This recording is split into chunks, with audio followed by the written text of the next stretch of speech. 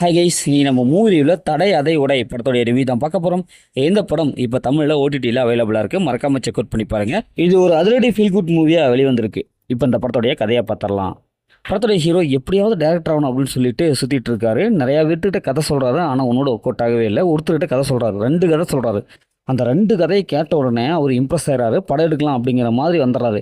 இப்போ அந்த 2 கதை என்ன, அவர் சொன்ன அந்த கதையில் அப்படி என்ன சுவாரஸ்யமான விஷயங்கள்லாம் இருக்குது, இறுதியில் என்னாச்சு அப்படிங்கிறதான் இந்த படத்தோடைய கதை. படத்தோடைய காஸ்டியூம் பார்த்தா நடிச்சு எல்லாமே சூப்பராக பர்ஃபார்ம் பண்ணியிருக்காங்க. குறிப்பாக ஹீரோடைய பர்ஃபார்மன்ஸ் நல்லாவே இருக்குது. இவங்க சொல்கிற அந்த 2 கதையில் வர ஹீரோக்கள் நல்லாவே பண்ணியிருக்காங்க.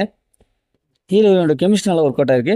2 கதைகளும் நல்லாவே இருக்குது, கிளைமேக்ஸ் நல்லாவே இருக்குது. அதேமாதிரி படத்தோட பிஜிஎம் ஓரளவுக்கு நல்லாவே இருக்குது.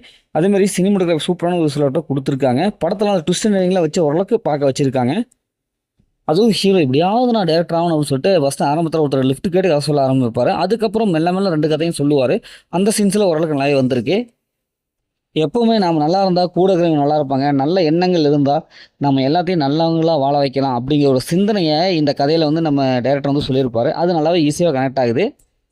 படத்தோடைய மைனஸ்னு பார்த்தா செகண்ட் ஹாஃப் தாங்க. ஏன்னா அந்தளவுக்கு இல்லை. பார்த்தா இது அந்தளவுக்கு மிகப்பெரிய ஒரு பட்ஜெட்டில் எடுத்துருக்கலாம், ஆனால் இவங்க காசு இல்லை போல். ஏன்னா குறைந்த செலவில் எடுத்த படம் மாதிரியே தெரியுது. விஷுவல் எஃபெக்ட்லாம் கொஞ்சம் லோவாக இருக்குது. பிஜிஎம்மும் அந்தளவுக்கு இல்லை. அந்தளவுக்கு இவங்க கொடுத்துருந்தாங்கன்னா படம் இன்னும் நல்லாவே வந்திருக்கும். அதேமாதிரி ஒரு சில சீன்ஸில் ப்ரிடிக்டபுளாக இருக்குது, பார்த்து பழக்கப்புறம் அதே சீன்ஸ் தான் வருது. அதை கொஞ்சம் வித்தியாசமான ஒரு சீன்ஸில் கொடுத்துருந்தாங்கன்னா நல்லாவே வந்திருக்கும். இந்த படத்தில் அந்த மாதிரி சீன்ஸில் எதுவுமே இல்லை, ஃபேமிலியோட பார்க்கலாம். மொத்தம் இப்படி சூப்பராக சொன்னாங்கன்னா இந்த படம் ஒரு ஒன் டைம் வச்சப்போ தான் நாங்கள் சொல்கிறேன். ஓகே, தென் அடுத்த ஒரு புதிய மூவி ரிவ்யூ சந்திப்போம்.